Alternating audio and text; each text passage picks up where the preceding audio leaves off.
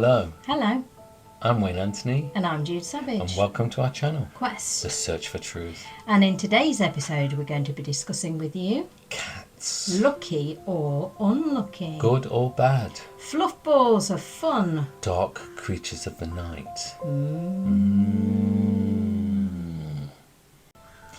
So why do we have a strange love or hate relationship with cats? It's weird, isn't it? Because people are very divided, aren't they? Whether they're cat lovers or whether they're dog lovers. The occasional person likes both cats and dogs. I do. Yeah,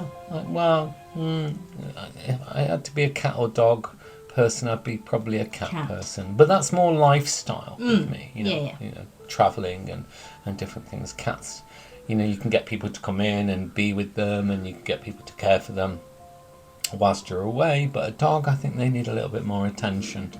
But dogs, we know from history that dogs they've become ingrained with humans because they're pack animals, aren't they? And Yeah. they fit very well into our lives, as in they're protectors.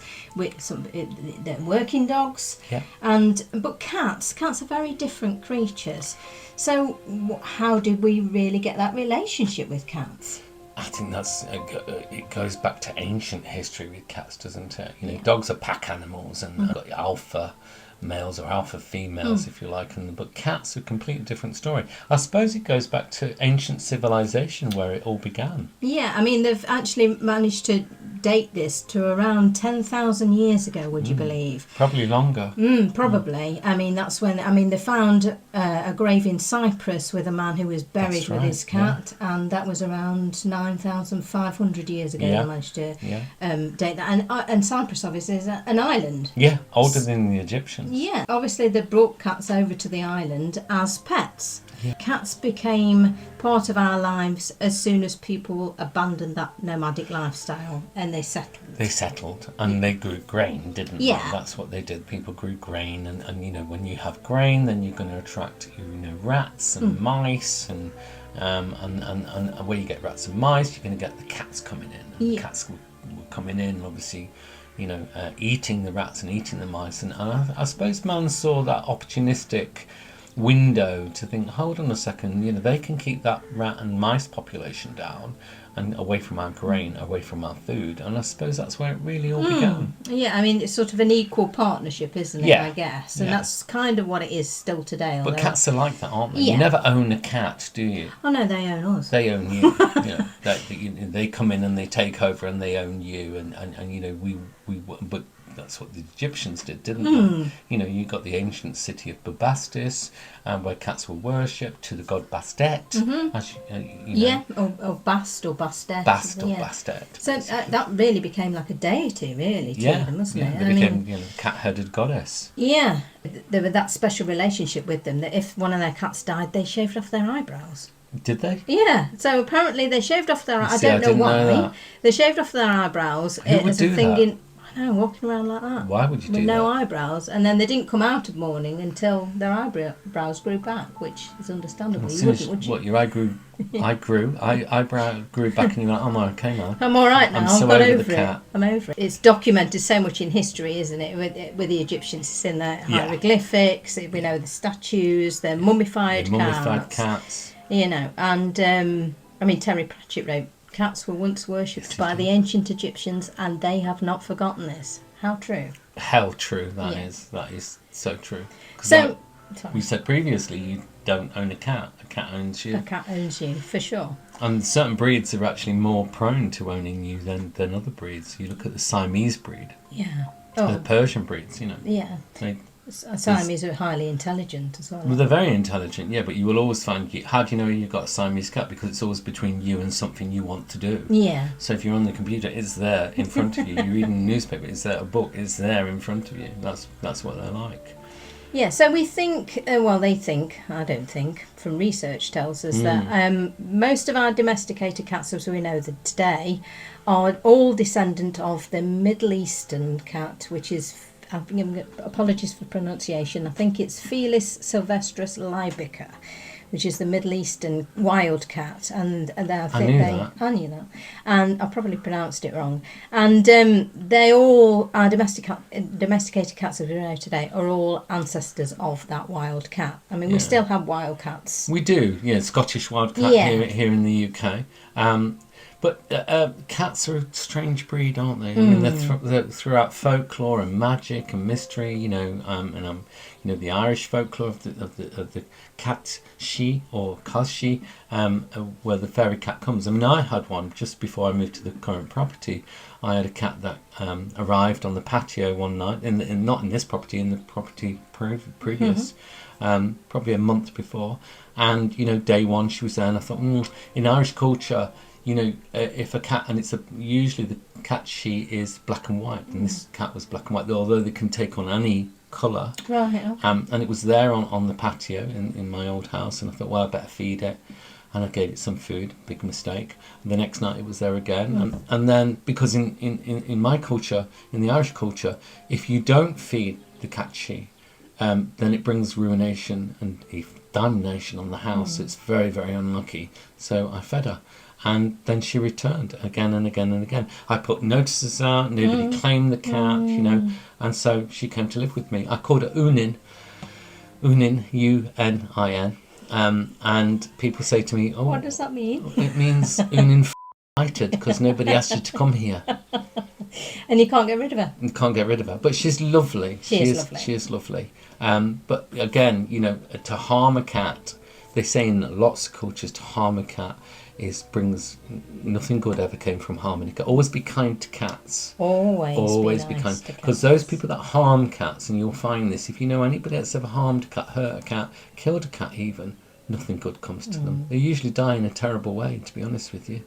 So, heed that warning. Cats are very magical creatures, I find. They're classed as keepers of the crossroads, half in and half out, half good and half bad. One foot in one place and one in another. Between two worlds. The only known creature that can walk into a magic circle and walk out of a magic circle unharmed.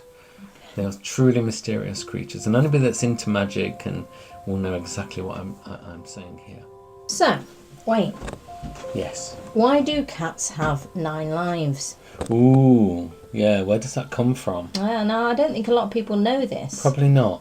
Actually, but the reason a cat has 9 lives comes from the Irish mythology of the fact that a witch is a shapeshifter, and a witch can change shape, usually into a cat, and she will or she or he or they will change shape when they're under threat or been discovered. So changing into the shape of a cat. So they shift into a cat, but the 9th time that they change into a cat, they stay as a cat. They're trapped as a cat forever. Yeah. Okay. So that's where that comes from. The cat has 9 lives. This comes from the Irish mythology of a cat has 9 lives, because the 9th time the witch changes, they stay that way. So they can't go back. They're fixed. Okay. Because we can't ignore the fact that cats have long been associated with witches. Yes, indeed.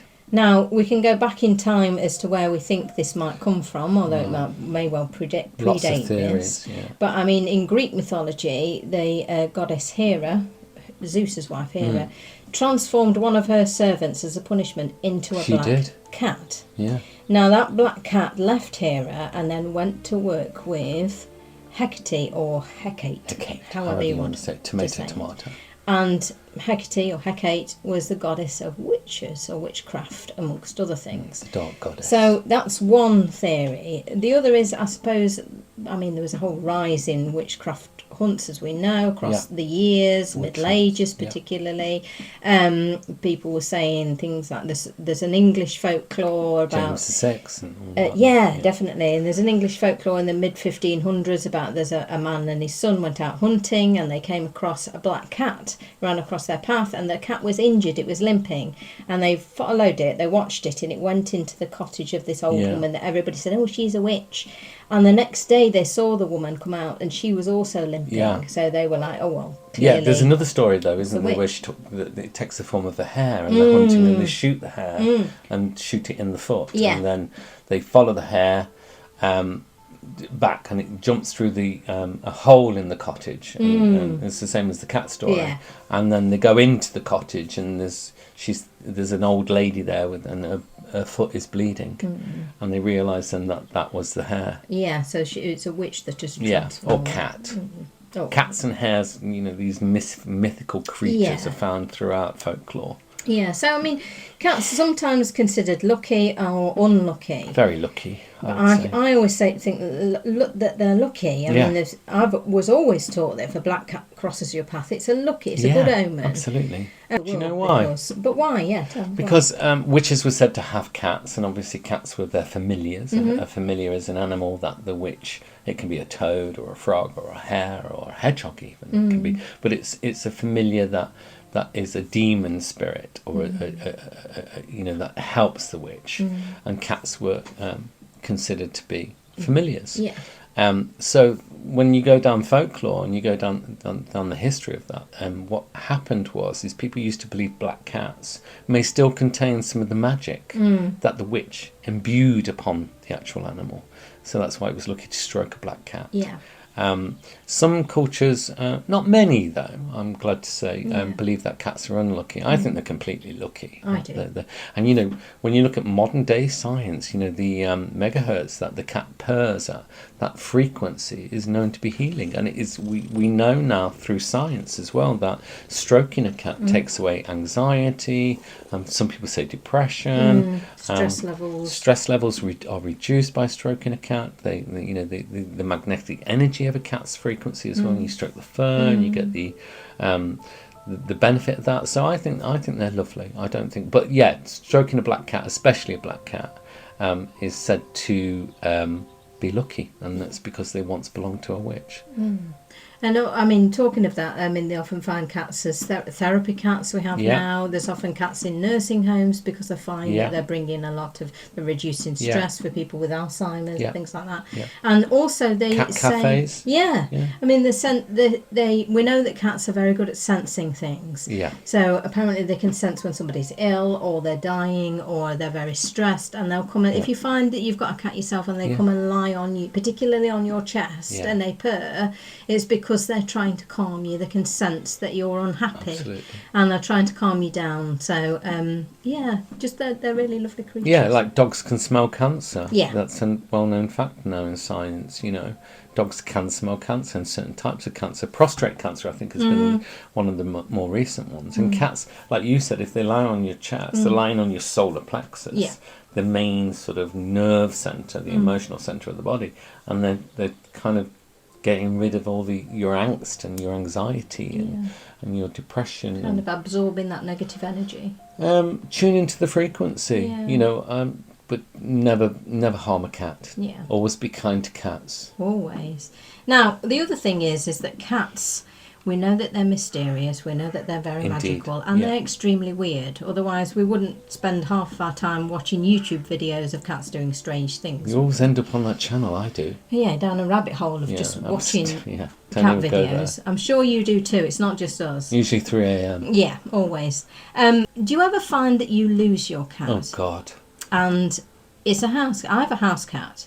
Now, he doesn't go out, so why does he disappear and then reappear in a different room? I don't know. But you just saw him in that room? Yeah. They were just in the kitchen. Hold on a second, Hang I'm on in the a bedroom. minute. How did you get here? They're there. Yeah. Now they're there. So cats, I think, can teleport. 1 minute you they're think? there. Well, I know. I know they can. 1 minute they are there, and the next minute they vanish. Is that frequency, though? Is that because they're on a different frequency sometimes? And Well, you think you've seen them there, and you saw them there, and then all of a sudden they're there, sat on the worktop. I think, like you said, it's because they can go into different worlds. Well, always where they're not meant to be. Definitely. So if you take anything away from this, always be kind to cats. Always. And if you trespass against a cat, then you do so at your own peril. Definitely. But you have been warned. Join us again next time. We'll see you there. Bye for now.